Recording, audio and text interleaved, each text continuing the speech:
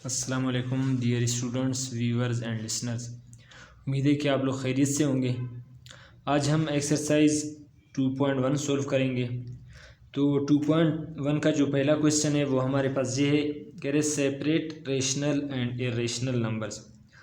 सबसे पहले आप लोगों को रेशनल और इरेशनल नंबर समझना है, तो उसका डेफिनेशन यहाँ पे लिखा हुआ है बुक में। तो सबसे पहले आप लोगों को रेशनल और इरेशनल समझना है नंबर्स। तो रेशनल नंबर, अभी देखो, एक चीज़ होता है रेशनल नंबर, एक चीज़ होता है इरेशनल नंबर। अब यहाँ पे इरेशनल नंबर का डेफिनेशन है, अ number which is not a rational number is called an irrational number. It is denoted by Q prime. फर्ज कर ले, यहाँ पे देखो एग्जांपल है उसके, रेडिकल 2, रेडिकल 3, रेडिकल 5 ETC। सो रेशनल नंबर हमारे पास वो नंबर्स होते हैं जो कि रेशनल नहीं होते। रेशनल का हमें पता है कि वो नंबर जिसको हम P/Q की फॉर्म में लिखते हैं, और इरेशनल नंबर्स हमारे पास वो नंबर्स होते हैं जो रेडिकल फॉर्म में होते हैं और इसका कोई भी परफेक्ट स्क्वायर रूट नहीं बनता है। अब देखो हमारे पास 2 है, 2 का तो कोई भी परफेक्ट स्क्वायर रूट नहीं है, इसी तरह 3 का भी परफेक्ट स्क्वायर रूट नहीं है और 5 का भी परफेक्ट स्क्वायर नहीं है। तो वो नंबर जो रेडिकल में हो और इसका कोई भी परफेक्ट स्क्वायर नहीं हो, उसको हम क्या कहते हैं? Irrational number. फिर एक चीज़ होता है rational number, a number which can be written in the form of P/Q, PQ belong to integer and Q is not equal to 0 is called a rational number. It is denoted by Q. For example, 2/3, 4/1, -5/7, 0/1। ये हमारे पास क्या है? Rational number के example. तो rational numbers हमारे पास वो numbers होते हैं जिसको हम P/Q की फॉर्म में लिखते हैं। P/Q मीन हम इसको किस फॉर्म में? फ्रिक्शन फॉर्म में लिख सकते हैं। और फिर यहाँ पे कह रहे हैं कि ये P और Q ये हमारे पास इंटीजर नंबर से बिलोंग करते हैं और Q is not equal to 0। अभी देखो, अगर ये Q 0 हो जाए तो इसका मतलब ये तो हमारे पास इन्फिनिटी आ जाएगा, इसलिए यहाँ पे लिखा है कि Q is not equal to 0। तो ये हमारे पास क्या है? रेशनल नंबर के एग्जाम्पल है। रेशनल नंबर को हम फ्रिक्शन फॉर्म में लिखते हैं, और अगर कोई भी नंबर रेडिकल फॉर्म में आ जाए, उसका अगर इस परफेक्ट स्क्वायर हो, तो वो भी हमारे पास क्या कहलाएगा? रेशनल नंबर कहलाएगा। फर्ज कर ले, यहाँ पे मैं एक नंबर लिख लेता हूँ, रेडिकल 4। अभी देखो, आप लोग सोचोगे ये तो वो नंबर है जो कि रेडिकल में, हम लोगों ने कहा वो नंबर जो कि रेडिकल में होते वो तो इरेशनल होते। मैंने ये कहा कि वो नंबर जिसका कोई भी परफेक्ट स्क्वायर रूट नहीं बन रहा हो, फिर वो हमारे पास क्या होगा? इरेशनल होगा। अब देखो, 4 का तो हमारे पास परफेक्ट स्क्वायर रूट बन रहा है, 4 को हम लिख सकते हैं 2 का स्क्वायर। अब देखो यहाँ पे फिर ये स्क्वायर कैंसिल होगा, तो ये आंसर हमारे पास 2 आ जाएगा। तो वो नंबर अगर रेडिकल में आ जाए, उसका परफेक्ट स्क्वायर हो, तो वो नंबर हमारे पास रेशनल नंबर कहलाएगा। तो उम्मीद है कि आप लोगों को रेशनल और इरेशनल नंबर में डिफरेंस पता होगा। अब देखो, ये जो नंबर्स है 2, 3, 5, ये हमारे पास क्या है? इरेशनल नंबर है, क्योंकि इनका कोई भी स्क्वायर परफेक्ट स्क्वायर नहीं बन रहा है। 3 का भी नहीं बन रहा है, 2 का भी नहीं बन रहा है, 5 का भी नहीं बन रहा है, तो ये हमारे पास इरेशनल नंबर है। दूसरा चीज़ ये भी नोट करना कि पाई भी हमारे पास क्या है? इरेशनल नंबर है। तो रेशनल नंबर्स हमारे पास P/Q की फॉर्म में होते हैं, मीन फ्रिक्शन फॉर्म में होते हैं, और इरेशनल नंबर्स रेडिकल में होते हैं और उसका कोई भी परफेक्ट स्क्वायर रूट नहीं होता है, तो इनको हम क्या कहते हैं? Irrational numbers. और रेशनल नंबर्स जो कि फ्रिक्शन फॉर्म में होते हैं। अभी हम चलते हैं क्वेश्चन की तरफ। तो पहला क्वेश्चन में हम लोग उनसे यही पूछ रहा है कि separate rational and irrational number. यहाँ से रेशनल और इरेशनल नंबर को सेपरेट करना है कि इनमें से कौन सा रेशनल नंबर है और कौन सा इरेशनल नंबर है। तो सबसे पहले हम देखते हैं, यहाँ पे पहला जो है वो रेडिकल 6 है।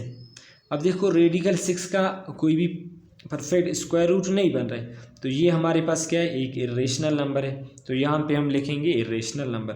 फिर इसी तरह जो पार्ट 2 है, यहाँ पे लिखा है 8/3। ये हमारे पास एक फ्रिक्शन फॉर्म में नंबर लिखा है जो कि P/Q की फॉर्म में लिखा है, तो ये हमारे पास क्या है? रेशनल नंबर है। और इसी तरह 7/10, ये भी हमारे पास रेशनल नंबर है, क्योंकि फ्रिक्शन फॉर्म में मीन P/Q की फॉर्म में है। और यहाँ पे हमारे पास क्या है? 26 है। अगर ये 25 होता रेडिकल के अंदर, तो ये हमारे पास फिर रेशनल नंबर होता है, क्योंकि 25 का हमें पता है स्क्वायर रूट क्या है? 5 है, लेकिन 26 का कोई भी परफेक्ट स्क्वायर रूट नहीं है, तो ये 26 हमारे पास क्या है, एक इरेशनल नंबर है। अब इसी तरह यहाँ पे हमारे पास क्या है, माइनस रेडिकल 81। अब देखो 81 का हमें पता है, 81 किसका, 9 का स्क्वायर है। देखो 9 का स्क्वायर हम ले तो वो क्या था, 81 आता है, तो ये हमारे पास क्या है, ये हमारे पास पांचवा जो पार्ट है ये हमारे पास रेशनल नंबर है, क्योंकि 81 का परफेक्ट स्क्वायर रूट 9 है। इसी तरह जो पार्ट 6 है, यहाँ पे रेडिकल 15 है, तो रेडिकल 15 हमारे पास क्या है, एक इरेशनल नंबर है, क्योंकि इसका कोई भी परफेक्ट स्क्वायर रूट नहीं है। फिर जो पार्ट 7 है, यहाँ पे लिखा है 7/9, जो कि फ्रैक्शन फॉर्म में, मीन पी अपॉन क्यू की फॉर्म में है। फिर जो, और ये हमारे पास क्या है, ये भी रेशनल नंबर है। फिर जो पार्ट 8 है, यहाँ पे लिखा है रेडिकल 15/2। हमें पता है कि वो नंबर जिसका हमारे पास क्या हो, रेडिकल में हो और इसका परफेक्ट स्क्वायर भी रूट नहीं हो, ये तो हमारे पास पी अपन क्यू की फॉर्म में है, लेकिन जो नंबरेटर है वो क्या है, रेडिकल फॉर्म में, तो इसकी वजह से ये हमारे पास क्या है, रेशनल नंबर नहीं है, बल्कि ये हमारे पास क्या है, इरेशनल नंबर है, क्योंकि रेडिकल 15 का कोई भी परफेक्ट स्क्वायर रूट नहीं है, तो ये हमारे पास एक इरेशनल नंबर है। बाकी हमारे पास ये 9 है, 5/7, ये भी हमारे पास क्या है, रेशनल नंबर है। और -0/3 ये भी हमारे पास क्या है, रेशनल नंबर है। तो क्वेश्चन नंबर 1 हो गया। अभी इसी तरह हम क्वेश्चन नंबर 2 की तरफ चलते हैं। क्वेश्चन नंबर 2 में यहाँ पे कह रहे हैं separate the terminating and non terminating decimal. अभी देखो यहाँ पे एक चीज़ है टर्मिनेटिंग, एक चीज़ है नॉन टर्मिनेटिंग डेसिमल। टर्मिनेट का मतलब कि वो नंबर जो पॉइंट के बाद कुछ डिजिट के बाद क्या हो, ख़त्म हो, उसको हम टर्मिनेटिंग डेसिमल नंबर कहते हैं। और वो नंबर जो पॉइंट के बाद ख़त्म नहीं होता है, इनको हम नॉन टर्मिनेटिंग डेसिमल कहते हैं। अभी देखो यहाँ पे मुख्तलिफ एग्जांपल है, कुछ नंबर पॉइंट के कुछ डिजिट्स पॉइंट के बाद ख़त्म हो रहे और कुछ ऐसे जो कि पॉइंट के बाद कंटिन्यू है, टर्मिनेट नहीं हो रहे। अब देखो फ़र्ज़ कर ले हमारे पास यहाँ पे एक एग्जांपल हम समझते हैं। अब देखो फ़र्ज़ कर ले हमारे पास क्या 11/2 है। अगर 11 को हम 2 पे डिवाइड करें, देखो 11 को हम क्या करें, 2 पे डिवाइड करें, तो 2 5 क्या होता है, 10 होता है। 11 से 10 निकालो, 1 रह जाएगा। 1 2 से छोटा है तो पॉइंट इधर लगाओ, 0 बढ़ाओ, ये भी 10 बन गया, तो 2 5 10। अब देखो यहाँ पे रिमाइंडर 0 बच गया। अब देखो ये नंबर है, पॉइंट के बाद एक डिजिट के बाद टर्मिनेट होता है, स्टॉप होते हैं, तो ये हमारे पास क्या कहलाएगा, टर्मिनेटिंग डेसिमल। अब इसी तरह अगर हम क्या कर ले, फ़र्ज़ कर ले ये नंबर है हमारे पास 10/3। अगर हम क्या कर ले, 10 को 3 पे डिवाइड कर ले। अब देखो 3 3 जा 9, 1 रह गया, पॉइंट लगाया, ये 10 बन गया, 3 3 जा 9, इसी तरह 1 रह गया, 3 3 जा 9। तो ये नंबर इसी तरह हम जितना भी इसको डिवाइड करते जाए, ये इसी तरह कंटिन्यू होगा पॉइंट के बाद। तो वो नंबर जो पॉइंट के बाद कंटिन्यू होता है, टर्मिनेट नहीं होता है, उसको हम क्या कहते हैं, नॉन टर्मिनेटिंग डेसिमल। वो नंबर जो पॉइंट के बाद कुछ डिजिट के बाद क्या हो, स्टॉप हो, कुछ डिजिट के बाद क्या हो, स्टॉप हो, टर्मिनेट हो जाए, तो उसको हम क्या कहेंगे, टर्मिनेटिंग डेसिमल। तो उम्मीद है आप लोगों को समझ आया होगा ये एग्जाम्पल। तो चलते हैं हम क्वेश्चन की तरफ। तो क्वेश्चन यहाँ पे क्वेश्चन नंबर 2 में कह रहे हैं separate the terminating and non terminating decimal. इसको हम यहाँ पे सोल्व कर लेते हैं। अब देखो पहला जो पार्ट है, देखो पॉइंट के बाद कुछ डिजिट के बाद ये क्या हो रहा है, ख़त्म हो रहा है, स्टॉप हो रहा है। तो वो नंबर जो कि पॉइंट के बाद स्टॉप हो, टर्मिनेट हो, उसको हम क्या कहेंगे, टर्मिनेटिंग डेसिमल। तो ये हमारे पास क्या कहलाएगा, टर्मिनेटिंग डेसिमल। ये हमारे पास टर्मिनेटिंग डेसिमल होगा। अब ये जो दूसरा है क्या, 2 के बाद जो नंबर है ये कंटिन्यू है, इसी तरह देखो डॉट डॉट मीन ये नंबर कंटिन्यू है, पॉइंट के बाद ये ख़त्म नहीं हो रहा है, इसी तरह चल रहा है कंटिन्यू, इट्स मीन ये हमारे पास नॉन टर्मिनेटिंग डेसिमल है। नॉन टर्मिनेटिंग डेसिमल है जो कि पॉइंट के बाद कंटिन्यू ख़त्म नहीं हो रहा है।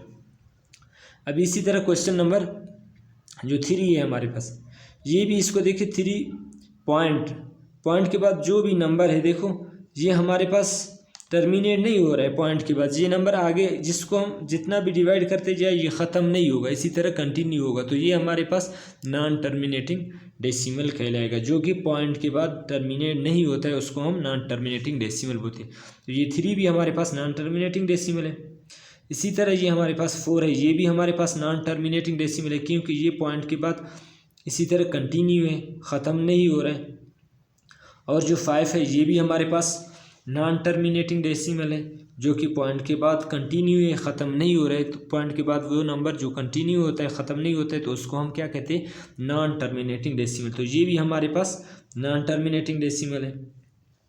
और जो छठा है 2.3456। अभी देखो पॉइंट के बाद ये जो नंबर है, पॉइंट के बाद कुछ डिजिट के बाद ये टर्मिनेट होता है, स्टॉप हो रहा है। अभी देखो 6 के बाद यहाँ पे कोई भी नंबर कंटिन्यू नहीं है, ये 6 पे स्टॉप हो गया, टर्मिनेट हो गया, तो इसका मतलब ये नंबर हमारे पास क्या है, टर्मिनेटिंग डेसिमल। तो टर्मिनेटिंग डेसिमल हमारे पास वो नंबर्स होते हैं जो कि पॉइंट के बाद ख़त्म होते, स्टॉप होते अभी। और नॉन टर्मिनेटिंग वो होते जो कि पॉइंट के बाद कंटिन्यू, अभी जैसे कि ये।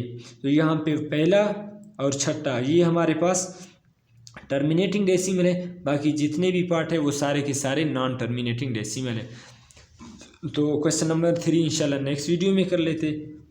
थैंक्स फॉर वाचिंग, मिलते हैं अगली वीडियो में इंशाल्लाह।